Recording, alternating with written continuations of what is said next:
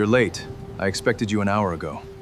I wondered if you'd recognize me before you pulled the trigger, or after. You were supposed to be my finest work. Finish the contract, and I'll let you walk away clean. Rain fell in sheets over Seoul, turning the alley below the glass tower into a river of neon reflections. Sarah crouched on the cold edge of a construction crane 40 stories up, her rifle steady despite the wind clawing at her jacket. 6 seconds. That was how long it took her to reload, chamber a round, and reacquire a target through fog and downpour. She had done it in less. Through her scope, she watched the silhouette of a man pace behind floor-to-ceiling windows on the top floor, backlit by the soft gold of an office that cost more than most people's lives. Kang Min-jun, $10 million for a single trigger pull. She exhaled slow, the way she always did before the world went quiet, and settled her breathing into the rhythm of a woman who had long since stopped asking questions about the men she killed. Sarah didn't remember the exact day she stopped feeling anything. It had happened somewhere between the detention cells and the years that followed, a slow erosion until nothing was left but discipline, distance, and the particular stillness of someone who trusted no one. She lived by one rule, unspoken but absolute: no attachment, no mercy. Rules like that kept her alive in a business built on betrayal. Clients lied. Targets begged. Neither moved her anymore. She had learned early that softness got you killed, and she intended to die old, rich, and alone rather than young and sentimental. The contract on Min-jun had come through her handler, Elder Beck, the man who had shaped her from a frightened teenager into the most feared freelance operative in the region. He called it a retirement job. One more kill, he said, and she could walk away from the syndicate that owned her debt, her name, her future. Min-jun had risen too fast, made too many enemies among the old guard, and someone above Beck's pay grade wanted him gone quietly. Sarah didn't ask who. She never asked who. She took the file, memorized the floor plans, and told herself this was simply the last door she needed to walk through before she was finally, completely free. Getting into the penthouse took her 11 minutes. She moved through a private security network built by men who assumed money could outthink patience, disabling cameras in sequence, slipping past 2 guards without either of them realizing they'd already lost. By the time she stepped into Min-jun's private study, rain still dripping from her sleeves onto imported hardwood, she had already decided how this would end. She leveled her weapon at the back of his head as he stood at the window, watching the storm the way a man watches something he's tired of fighting. He turned slowly when she spoke, no fear in his face, only a strange, exhausted calm, as if he'd been expecting this for years. She forced him to his knees, gun steady, finger resting light against the trigger. It was routine. It should have ended in seconds. But as he lowered his hands and his shirt cuff slid back, she caught sight of a jagged burn scar circling his wrist, pale and old, and beneath his collar, the faint glint of a silver coin pendant she hadn't seen in a decade. Her breath caught somewhere it hadn't caught in years. She knew that scar. She had watched it get made. And the boy who'd worn it, terrified and 11 years old, had been hers to protect once, in a place neither of them had ever spoken of since. For the first time in 10 years, Sarah's hand shook around the trigger. Elder Beck's office smelled like cedar and old money, the kind of scent that came from decades of quiet violence dressed up as business. Sarah stood across from his desk 2 days before the job, hands loose at her sides, watching the old man study a manila folder like it held nothing more than a grocery list. He didn't look up when he spoke. He rarely did with her anymore, not since she'd stopped needing to be watched for weakness. He'd trained that out of her a long time ago, back when she was young enough to still flinch at raised voices. Now she just waited. He slid the folder across the polished wood. Kang Min-jun, he told her, was a problem the old families wanted solved. A rising boss, ambitious and reckless, expanding into territory that belonged to men who'd been running the city since before she was born. $10 million, wired in 3 installments, the last one contingent on confirmation. Beck called it her retirement job, the way he always dangled freedom in front of her like a leash disguised as a gift.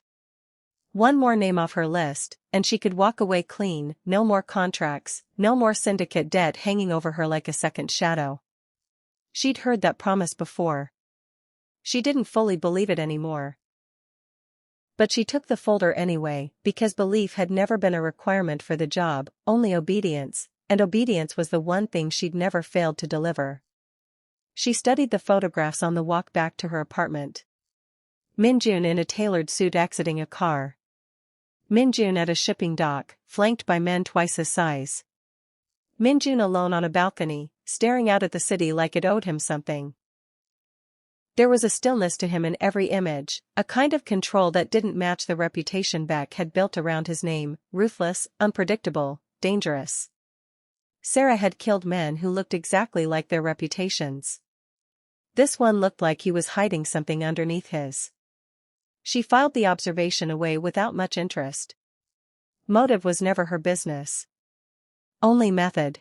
She spent the next day the way she spent every day before a job, alone, methodical, emptying herself of everything except the mission. She mapped the penthouse from blueprints Beck's people had bought or stolen, memorized guard rotations, timed elevator delays, marked the location of every camera on a private network that some rich fool assumed was unbreakable. Preparation was the only ritual she allowed herself, the only prayer she still believed in.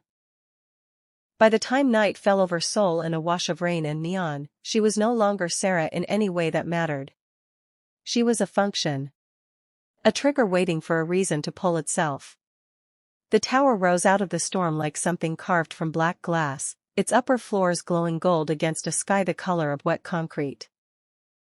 Sarah scaled the service side of an adjacent construction crane with the kind of patience that came from doing this 100 times before, rain slicking her gloves, wind trying to peel her off the metal every few feet. She didn't fight it. She moved with it, letting the storm hide her the way it always did, a woman-shaped absence against the dark. From her position on the crane, she watched Min-jun's guards cycle through their patterns with the lazy confidence of men who'd never been tested. Money bought security systems. It didn't buy vigilance. She crossed onto the building's exterior maintenance platform, bypassed the first camera loop with a jammer no bigger than a coin, and found the service entrance exactly where the blueprints promised it would be.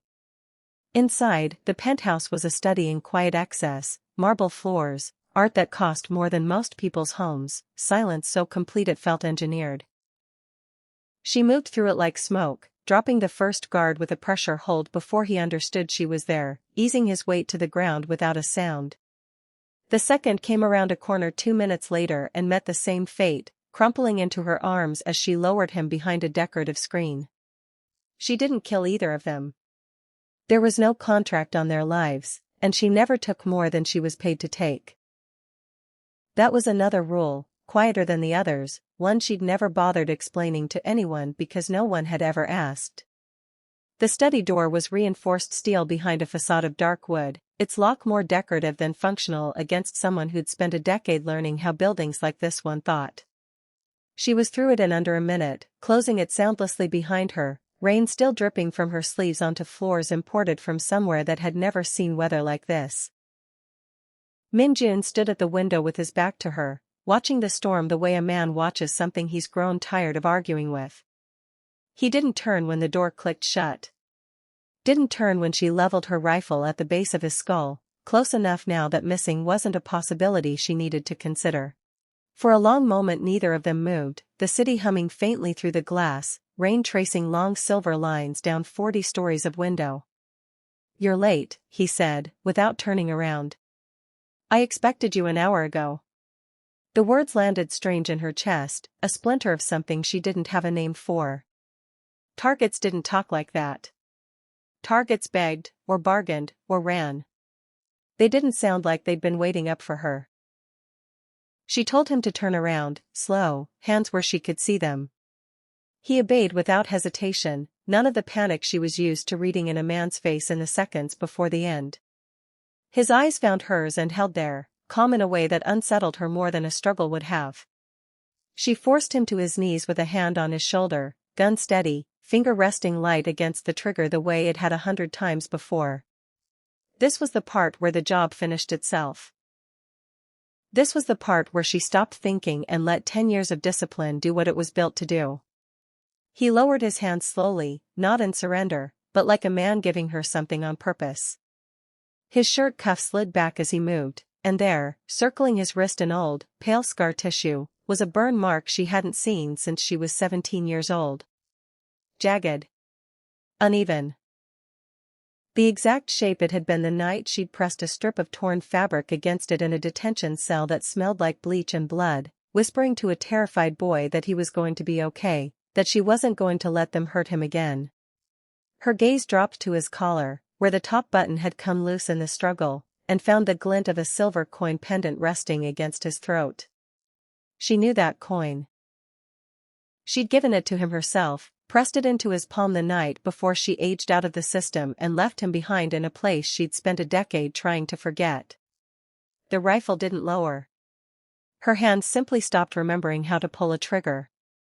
Min-jun, she said, and his name in her mouth sounded like something breaking. He held perfectly still, kneeling in the rain-damp light of his own study, watching her face the way a man watches weather change. I wondered, he said quietly, if you'd recognize me before you pulled the trigger, or after. She didn't get the chance to answer him. The window behind him exploded inward in a hail of glass and gunfire, the world going white and deafening in the same instant, and Sarah's body moved before her mind caught up, throwing itself over him as they hit the floor together, rain and glass and rounds tearing through the space where they'd been standing seconds before. She recognized the pattern immediately, the disciplined spacing of suppressed rifle fire, 3 shooters minimum, positioned on the building across the avenue with a clean line into the study. This wasn't rival syndicate muscle stumbling onto a lucky angle. This was coordinated. This was planned. And planned meant someone had known exactly where she would be standing tonight, because only one person had given her that information. Beck. The realization landed cold and absolute, cutting through 10 years of trained loyalty like a blade through silk. This had never been a job. It had been a trap with 2 targets, Min-jun to satisfy the old families, and Sarah herself afterward, a loose end tied off quietly once the primary kill confirmed. Retirement job. She almost laughed at how neatly the old man had dressed up her own execution. Min-jun was already moving beneath her, dragging them both toward the cover of an overturned desk as a second volley chewed through the wall above their heads. Blood ran down his temple from a glass wound, dark against pale skin, but his eyes were sharp, focused, none of the shock she would have expected from a man watching his own assassin become his only shield. There's a service stairwell past the East Hall, he said, voice steady despite the chaos, like he'd war-gamed exactly this scenario 100 times in his head. It bypasses the main security floor. She didn't have time to question how he knew that with such certainty, or why a mafia boss kept an emergency route memorized like a soldier. Later there would be time for questions. Right now there was only the narrow window between one burst of gunfire and the next, and the calculation, made in less than a second, that she was no longer here to kill this man. She was here to get him out alive. She pulled 2 smoke canisters from her tactical belt and sent them skittering across the study floor, the room filling fast with a gray, choking haze that swallowed the shooter's sightlines whole. Under its cover she hauled Min-jun to his feet, one arm braced under his shoulder, and moved them both toward the East Hall exactly as he'd described, glass crunching underfoot, alarms finally screaming to life somewhere deep in the building's bones. The stairwell was narrow and unlit, and they took it fast, Min-jun favoring his left side where a grazing round had opened a shallow line along his ribs, blood soaking dark into expensive fabric. Sarah kept her weapon up the entire descent, clearing each landing before letting him past her, old instinct overriding every question currently tearing through her mind. Somewhere above them, boots hit the stairwell in pursuit, unhurried, professional, the sound of men who did this for a living and weren't worried about losing their targets in a stairwell. They hit the parking structure at speed, and Sarah didn't hesitate, closing the distance to a motorcycle chained near the service exit and putting a boot through the lock hard enough to shatter it. Min-jun swung onto the back without needing to be told, one arm wrapping around her waist, the other pressed flat against his bleeding side. She felt him lean into her back as the engine roared to life beneath them, felt the warmth of his blood soaking faintly through her jacket, and something in her chest tightened around a feeling she hadn't let herself have in 10 years. They came out of the parking structure into the storm at full throttle, rain hitting them like static as the tower's private security spilled out behind them, headlights and shouting fading fast into the wet dark of the avenue. Sarah took the first turn hard enough to lean the bike nearly sideways, cutting through side streets she'd memorized on instinct years ago, back when knowing every exit in every district had been the only thing standing between her and someone else's plan for her life. Min-jun's grip tightened against her as they cleared a red light through a gap in traffic, his voice close to her ear, barely audible over the engine and the rain. "You saved my life twice tonight," he said. "Once 10 years ago. Once about 4 minutes ago." She didn't answer him. She couldn't yet, not with her mind still trying to process a decade of certainty collapsing in real time, that the boy from the detention cells had survived, had grown into exactly the kind of man everyone told her to fear, and that fate or something crueler had put her rifle against his skull and then, in the same breath, put her between him and a bullet. The city blurred past them in smeared light and rain, and somewhere behind that blur, she knew Beck's people would already be regrouping, already calculating where a wounded target and a rogue asset would run. She had no plan beyond the next block, no safe house secured, no contract left to fulfill except the sudden, fierce certainty that she wasn't handing this man over to anyone, least of all the man who'd raised her to be a weapon and had just tried to discard her the moment she'd outlived her use. She took a hard left down an unmarked alley, cutting the engine's noise as much as she could without cutting their speed, Min-jun's blood still warm against her side, the silver coin pendant she'd given him a decade ago pressed somewhere between them like a promise neither of them had ever expected to keep. Whatever came next, she thought, gunning the bike deeper into the dark heart of the city, it would not be the ending Elder Beck had written for either of them. The safe house was a 4th-floor walk-up in a district Sarah had used twice before and never trusted enough to use a third time, which was exactly why she trusted it now. She'd bled security deposits in cash across half the city over the years, small apartments under names that didn't exist, kept stocked with medical kits and burner phones and nothing else, insurance against nights like this one. She bolted the door, checked the windows, and only then let herself look at the amount of blood soaking through Min-jun's shirt. He sat where she pointed him, on a kitchen chair under the single working lamp, and didn't argue when she cut the ruined fabric away from his ribs. The wound was shallow, a graze that had torn more than it had pierced, but it needed cleaning, and his hands were shaking slightly with adrenaline finally leaving his body.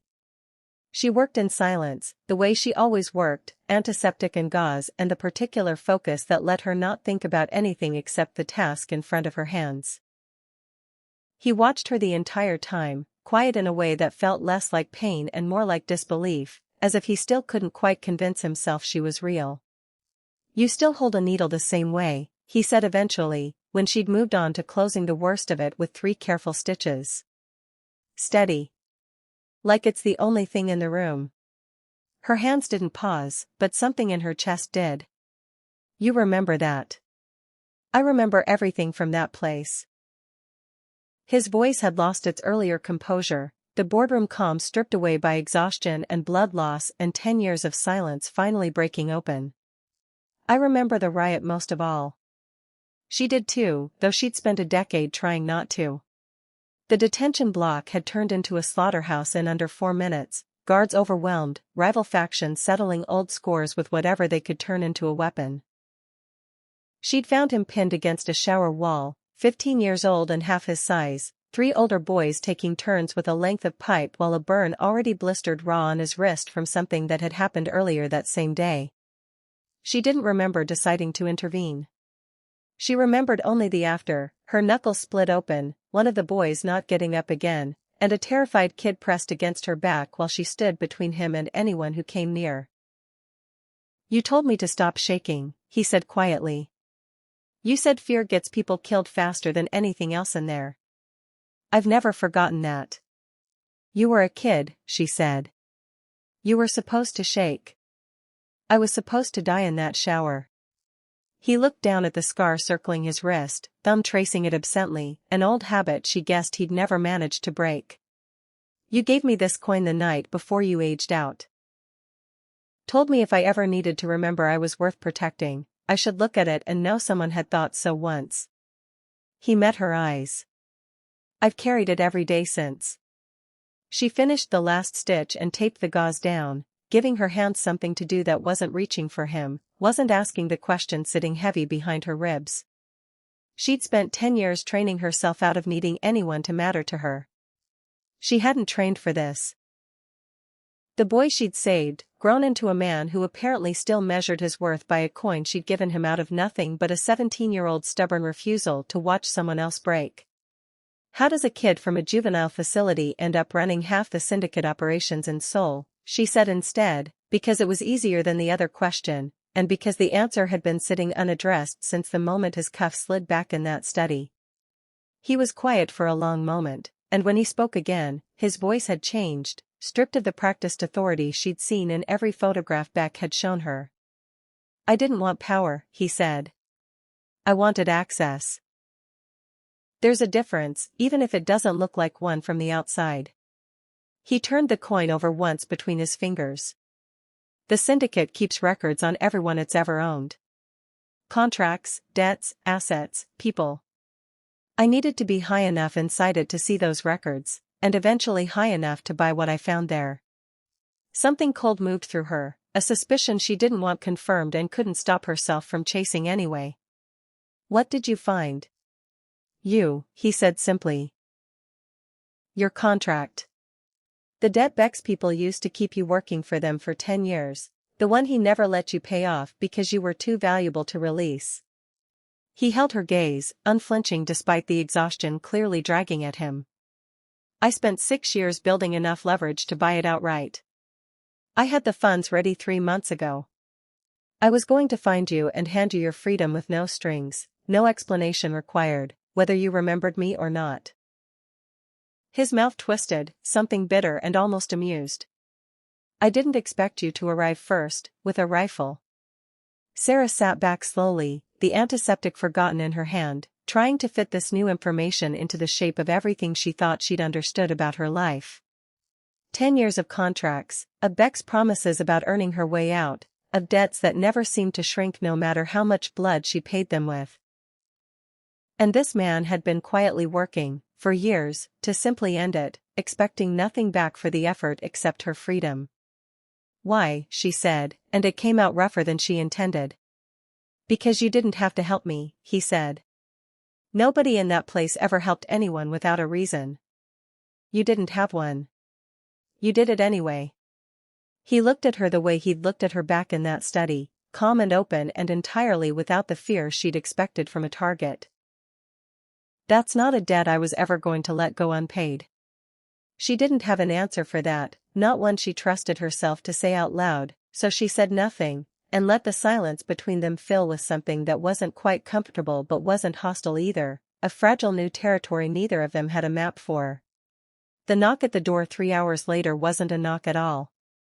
It was the soft, deliberate scrape of a lock being defeated by someone who knew exactly what they were doing, and Sarah was on her feet with her weapon raised before the sound fully registered, dragging Min-jun toward the fire escape with the ease of a decision already made. They cleared the window seconds before the door gave way behind them, and the alley below erupted into motion, for enforcers fanning out with the coordinated calm of men who'd tracked worse targets than a wounded boss and a rogue mercenary. Sarah put 2 rounds into the nearest before he'd finished his first step, dropping him against a dumpster, and hauled Min-jun into a dead sprint down the alley as the remaining 3 opened fire behind them. Neon signage lit the wet pavement in fractured color, Gangnam's late-night crowds scattering as gunfire cracked through streets built for shopping bags and soju, not war. She cut them through a night market, appending a fruit stand behind them for cover, Min-jun keeping pace despite the fresh stitches pulling tight against his ribs with every stride.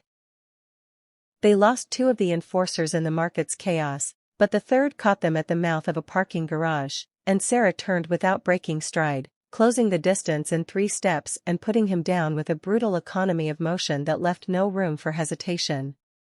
Min-jun watched her do it with an expression she couldn't quite read, something between awe and grief, like he was seeing exactly how much the years had cost her and mourning it even as it kept them both alive.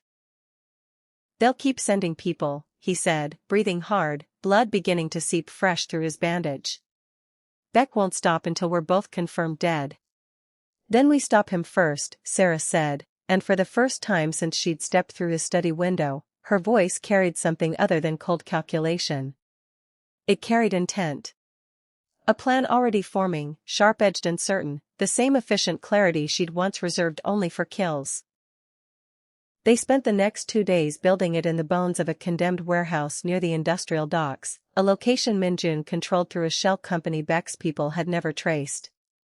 Sarah mapped sightlines and exits with the same precision she'd once used to plan an execution, only now every calculation existed to keep 2 people alive instead of ending one.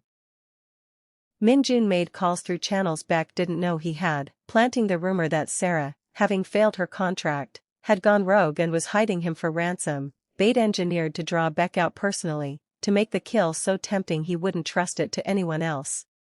It worked exactly as they'd planned.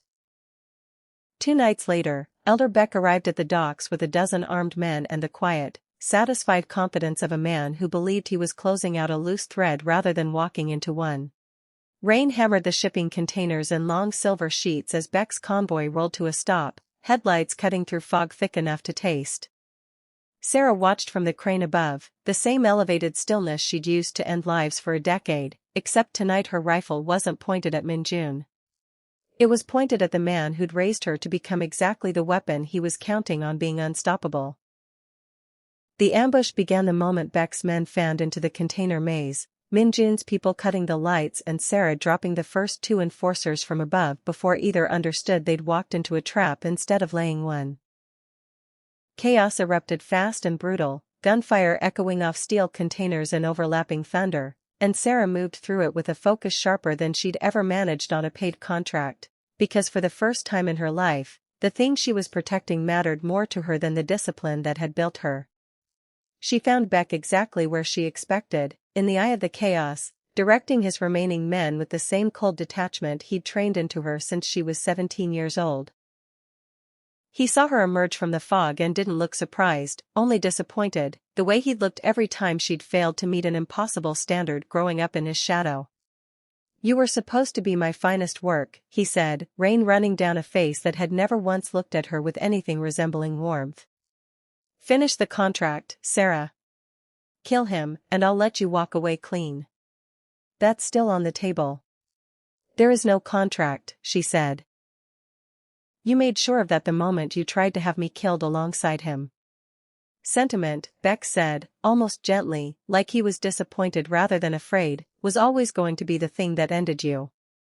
He drew on her fast, faster than a man his age should have been capable of, but she'd been waiting for it, had been waiting for it in some form for 10 years without letting herself know that's what she was doing. Her shot took him center mass before his finger finished the pull, and he staggered back against a container, disbelief finally breaking through the calm he'd worn like armor his entire life. He slid to the ground amid the rain and the gunfire and the wreckage of the empire he'd built on other people's obedience, and Sarah watched him go without triumph, without grief, only a long overdue exhale of a weight she hadn't fully realized she'd been carrying. With Beck down, his remaining enforcers broke fast, scattering into the fog rather than dying for a dead man's orders. Min-jun found her among the containers minutes later, blood and rain streaking them both, his hand finding her face the way it had in that alley days before, except this time there was no fear behind it, only something steadier, something that had survived every version of the world trying to kill it. "It's over," he said.